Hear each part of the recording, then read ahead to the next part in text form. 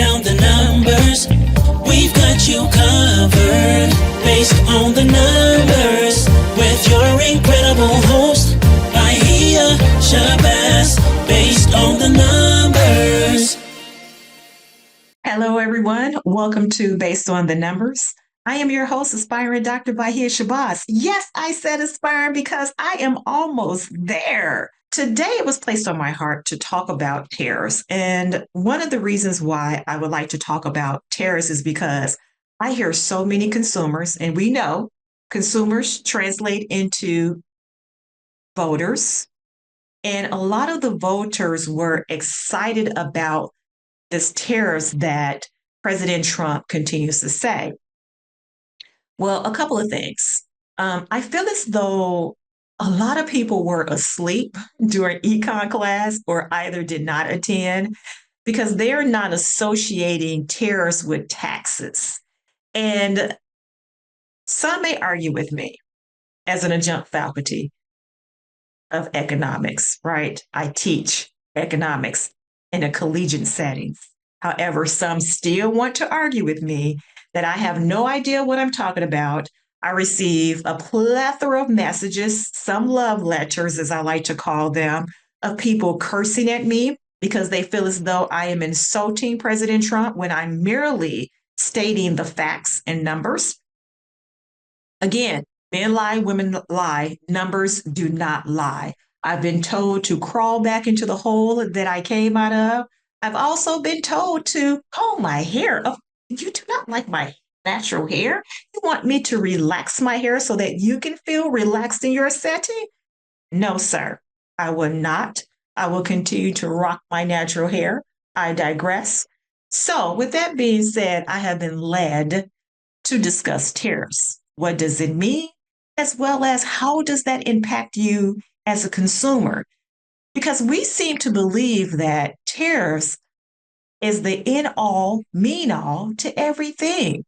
So let's break this down so it can forever be broken. You will hear me talk about 2018 to compare. And the reason why I'm using 2018 is because that was Trump's first presidency. And we will compare it to now on what to expect. I have no idea why so many people choose to be so forgetful about what transpired previously, right?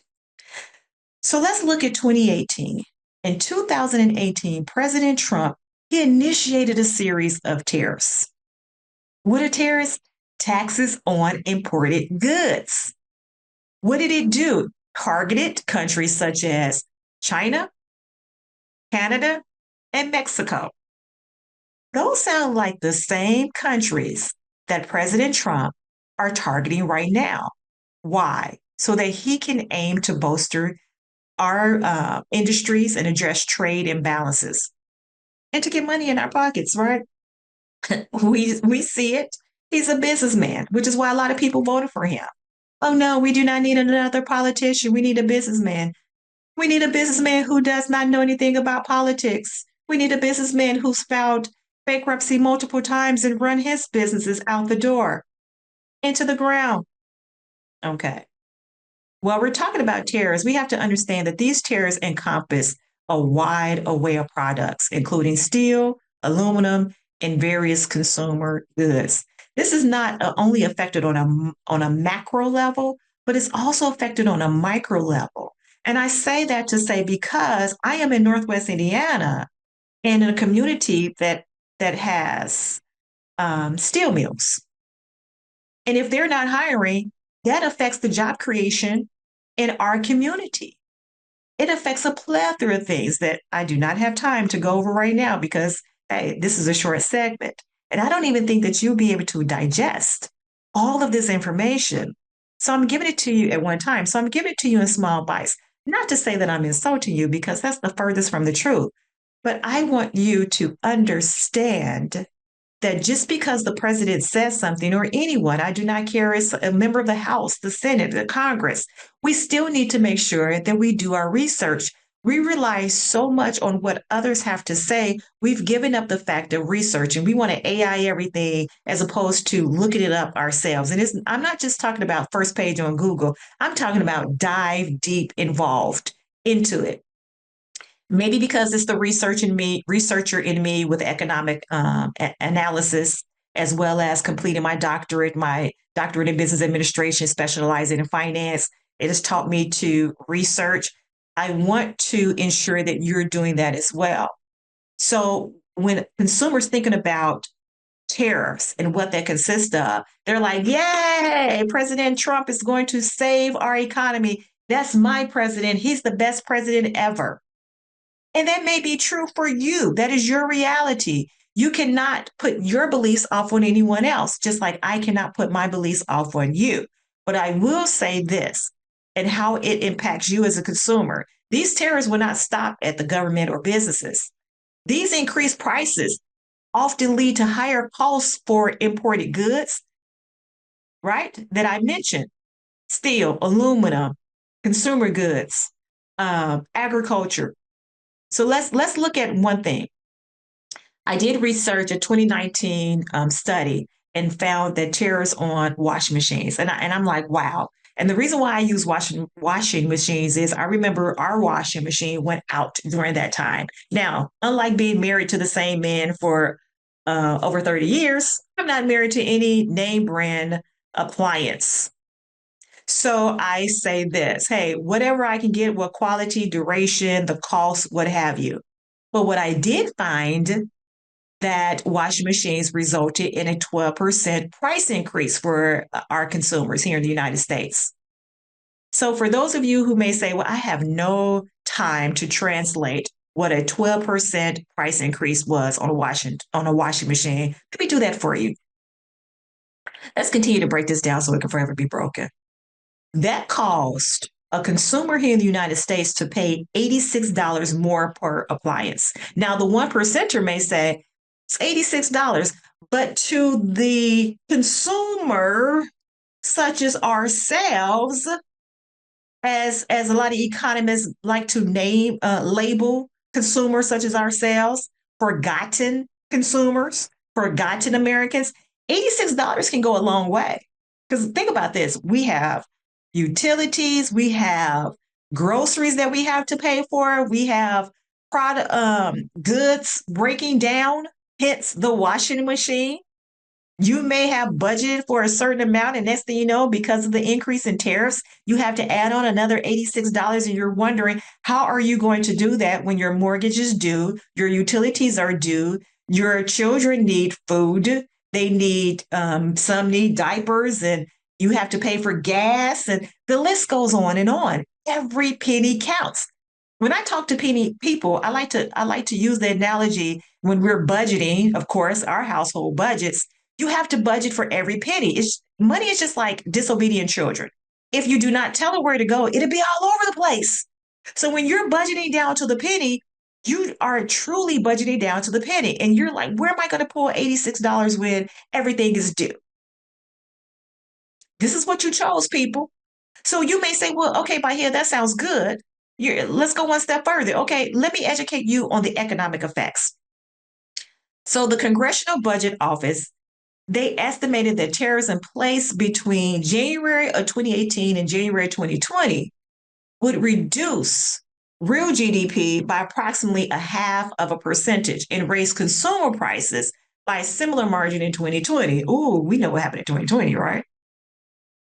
This translates to an average real household income reduction of about $1,277 per year.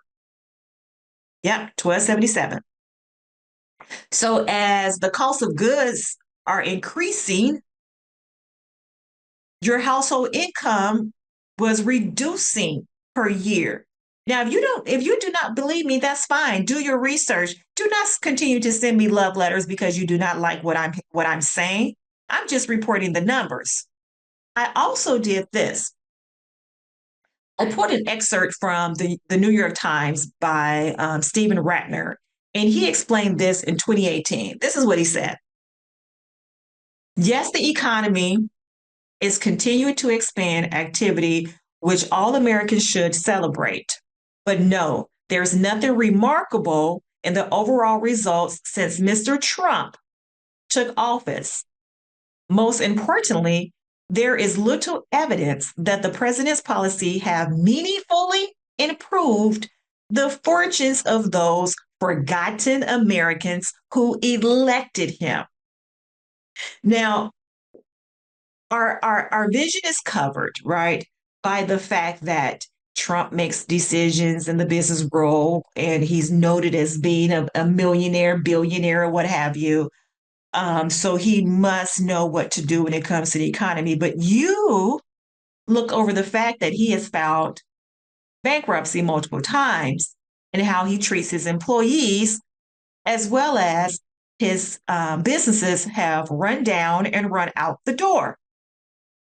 Took one other further step, and I fact checked some things back in that occurred back in November 2019.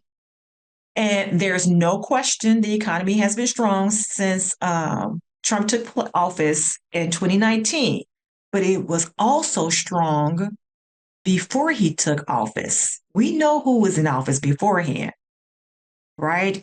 A fact he continues to distort as he falsely puffs up his own records. Now, Obama was in office. Now, last episode, we talked about what inherited numbers look like and what achieved numbers look like. And there were some things that Trump inherited. Trump promised real GDP growth between 4 to 6% per year, but only achieved 2.9 growth in 2018. The same rate as 2015. Is that a bad thing? No, it's not. The average GDP is about 3%. So he nearly hit the average. But again, he promised to go above and beyond. We should expect to see that from somebody running for election. But my thing is, when you come up and you say you had the best and everybody knows it, but your growth rate was the same as in 2015, and we know who was in 2015, don't do it. No, sir. Job creation was also slower under President Trump than compared to periods at the end of Obama administration. Many of Trump claims about unemployment, the labor participation, and median household income were also false or exaggerated. And I say that to say because he kept saying he is the best. Now, did he have low unemployment rates? Absolutely. It was the lowest amongst three subgroups that I named before: African Americans, Hispanics, and women. Although African American, Hispanics, and women were the lowest during his rate, they were still high. They were still high. For instance, African Americans during a period when national unemployment was at what, 3.4%?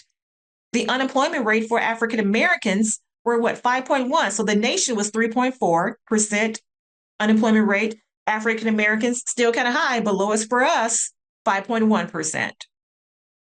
So when certain people like to say, well, I'm the best, well, trust me, believe in me, these tariffs will not affect you, but they will provide money to the government. Yes, it will. And you would not have to worry about anything because we're going to increase your revenue, your household income. No, it won't. It's actually a reduction because tariff starts with a T and so does taxes. Come on, people, I'm a word association. Let's get with it. But this is the thing. The United States feel as though that we're big and better than everybody and that no one will retaliate. But in response to our tariffs back in 2018, it affected countries that imposed their own tariffs on our exports, particularly agriculture products. What did this do? This led to a decreased demand to the United States abroad and financial strain on American farmers, necessitating government subsidies, totaling around $28 billion to support agriculture sector. Now, when we talk about agriculture sector and what does that do, Now this morning, now I know we're talking about what happened in 2018, but I see the repeat right now, right? Because nobody wants to challenge anyone. This morning, I turned on the news and I saw, and I'm going to state their demographics. And the reason why I'm stating this demographic is because The largest group of supporters in America were white men, followed by white women.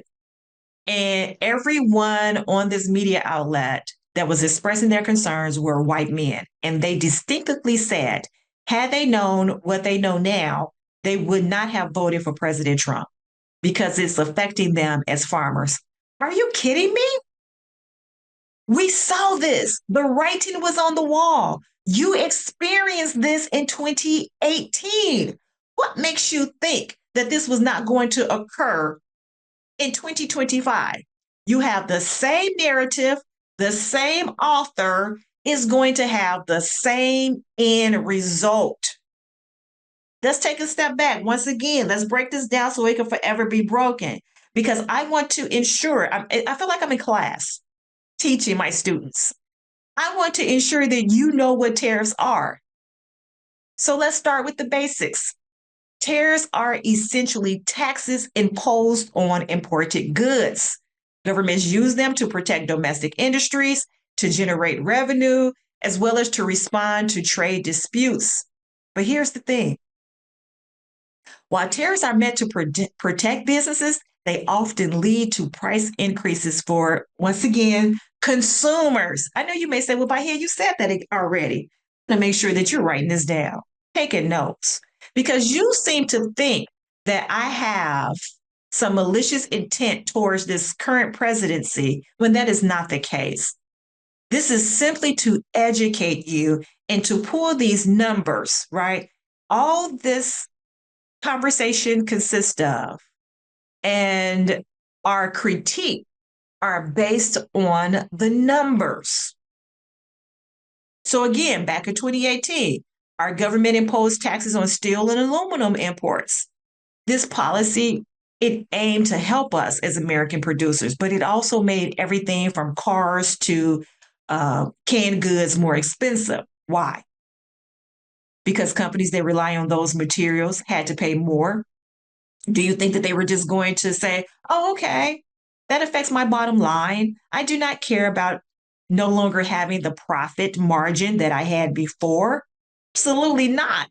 As a business owner, we go into, the majority of us go into business to provide a solution to a problem as well as have a nice profit. It's not for us to absorb everything. If that's the case, we'll just be giving it away. So what did they do? They passed the cost down to the consumers.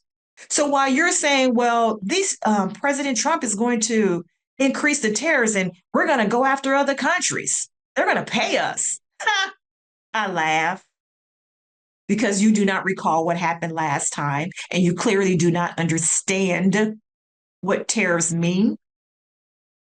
Again, back in 2018, when he initiated a series of tariffs under the premise of protecting American industries and reducing the U.S. trade deficit. The tariffs targeted a wide range of imported goods, including steel, aluminum, and a vast array of Chinese products, amounting to billions with the B of dollars in affected trade. China said, wait a minute, we do not have time for this. Hold my cup of tea. So they retaliated by imposing its own tariffs on American agricultural products, electronics, and automobiles. This tit for tat that was going on, it led to increased costs for businesses and consumers alike. I also have a list for you. Well, when prices go up, right? I have a list of what's going to get more expensive from tariffs. We saw this before. We're going to see it again. We're already talking about these eggs. Listen, I'm plant-based. A lot of people like to say vegan, but I do it for my health, not the animals, although I do love the animals. But Peter, do not come for me if you see me with a pair of leather shoes. But I've been plant-based since 95. Let me tell you this. What we're going to see an increase are avocados for you partiers, beer and liquor, cars. Let me pause for a second. For those of you who are looking for cars, the average cost of a vehicle is $50,000. $50,000 from the school of my husband and I, we paid cash for my vehicle. So I held on to it. The vehicle before then, I had a car payment. And after the car payment, I kept that car for nearly what, close to 15 years. Did not have a car payment. So when I hear what people are paying in car payments is nearly just as much as a mortgage, I'm just taken back. Like, what big Newton? So I'm looking up the average cost of cars, and the average cost of a car is $50,000 for a new car. $50,000. But this is the thing: the tariffs are going to boost the cost of that, and the calculations were disclosed by about 4%. So what does that mean? You're going to pay an increase of $2,000. Do you know what you can do with $2,000? So let's put this in perspective. Let's circle back around. In 2018, we saw that the household income reduction was $1,277. But so think about this. If your reduction, then let's fast forward to 2025, if your reduction this year is $1,277, just like it was in 2018, and now you're in the market of looking for another vehicle, and because of the tariffs, there is an increase of the cost of the vehicle by $2,000. Come on, people. You've already lost a household income reduction of 1,277,000, and now the increase of a vehicle, the cost is about $2,000. You do the math. But you're all excited about these tariffs. You're all excited. So let me keep going. You may say, well, I'm not going to buy any cars. I don't care. And I'm allergic to avocados. And I do not drink. Good for you. But let's see what else can affect you. Your clothes, your apparel, computers, electronics, fresh produce, gasoline, energy, leather, maple syrup, wood, lumber, construction materials. Did I hit anything that may affect your household? I'm pretty sure gasoline affects your household. I'm pretty sure fresh produce affects your household. I'm pretty sure clothes and apparel affects your household. So, what is the impact? Higher prices on everyday goods. So, since many consumers rely on imported components, companies face higher import taxes past those on to the cost. I'm sorry, pass the cost on to the consumers. Pass it on to the cost of consumers, right? Washing machine. We talked about all of that. Increasing cost of vehicles, struggles to the farmers. Now, for me personally, yes, we do get fresh produce from the grocery store. I grew up with a family of farmers. Grandfather was a sharecropper. The list goes on and on. You know the history. So our grandparents taught the parents on both sides of my family. My parents taught us. I continue to teach. But we do have a garden in our yard, and now I'm contemplating on not just continue to tilly up that soil, but let's go ahead and add on some raised beds because we're going to have to plant some more produce, more than what we've been doing in the past. Because I do know that this is going to increase, and I have to be strategic with when I am going to plant and what I'm going to plant. Right. Of course, starting in the spring for the summer, at the end of the summer, the beginning of the fall to carry us through winter, the list goes on and on so that I can make sure that I stay ahead of the cost of fresh produce. We also know that it's going to impact us when it comes to the stock market because it did before. Companies adjusted higher costs and reduced profits. The uncertainty surrounding the trade war. Back then, it led to fluctuations in the stock market affecting retirement accounts and in investments. But I will tell you this as a former financial advisor. Look at all these jewels I'm dropping in my credentials. Let me emphasize, when you look at me, do not think I am a DEI. I am merit-based. I am part of the leading group that is mostly educated in the United States, people. So when I tell you as a former former financial advisor, do not pull or close out your retirement accounts, your investment accounts, because you have lost $2, you would never recoup if you do that. But we will see that happen like we did in 2018. We will see it happen. Once again, let me reiterate, trade wars do not just hurt businesses. They can slow down economic growth, increase inflation, and lead to job losses. And you're like, what? That's not true. Trump said that if he increased these tariffs, not only are we going to get money, but we're going to put pressure on those outside of our economy to come over to the United States. That may be true. We saw that with Samsung and LG. Samsung said, you know what? Let's slow your roll. That was back in what, 2019? I want to say they headquartered in South Carolina. Samsung said, yeah, we'll come over and move our headquarters to South Carolina, but prices will increase and you're going to have fewer choices, people. Let me let the U.S. consumers know. However, once again, studies showed between 2018 and 2020, trade war led to a loss of over 300,000 jobs in the United States, and it reduced the GDP growth by nearly a 0.5%, 0.5. That may not sound like much to any of you, to many of you, but it directly affects wages, job opportunities, and overall economic stability. Stop running behind people because of what they say and they look like you, and you do not trust people who do not look like you, when in fact, the numbers do not lie. They do not lie. So when we spoke about how the trade wars do not just hurt businesses, but hurt us as a consumer as well, trade wars not only affect us as the United States, but they can impact the global markets as well. Global markets, right? So other countries are looking at us like, oh my God, what are they going to do? Because while they're over there playing big bank, take little bank, all the banks are about to be affected, no pun intended. So when large economies like the United States and China, when they engage in these trade disputes, there will be casualties of wars when shots are fired. Smaller countries that rely on international trade suffer as well. The supply chains become disrupted, making it harder for businesses to get raw materials. We saw that during this trade war in 2018, and it just trickled into our pandemic in 2020. We saw the supply chain. So we had a combination of trade war and the pandemic during that time.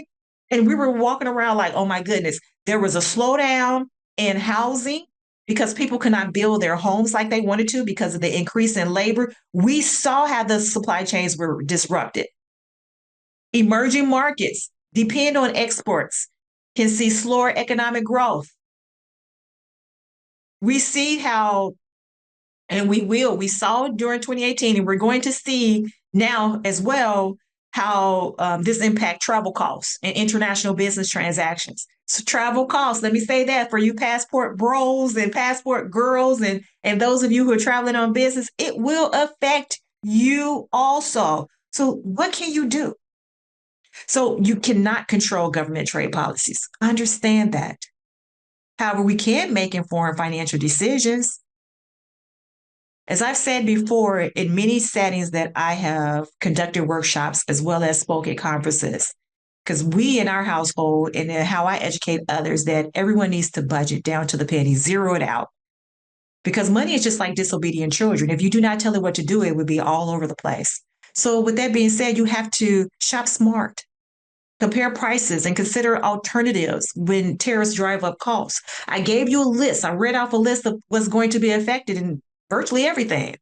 You have to stay informed. You have to understand trade policies, anticipate economic shifts, and plan accordingly.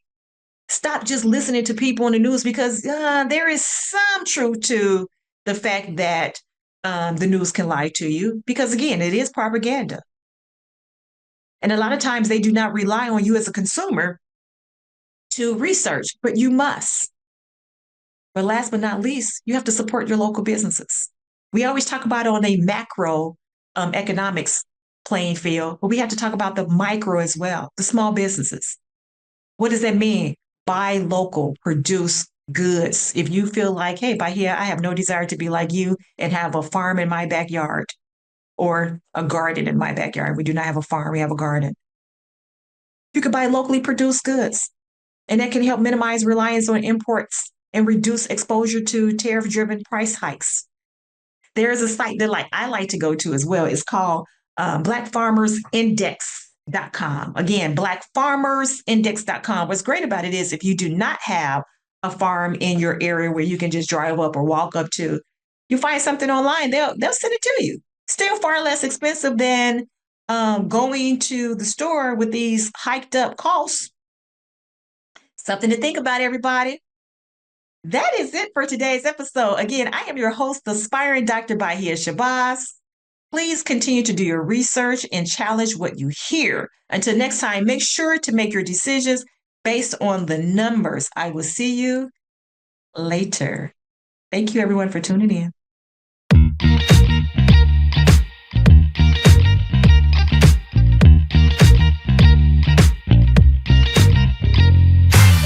Wanna learn about economy, financial responsibility, breaking down the numbers.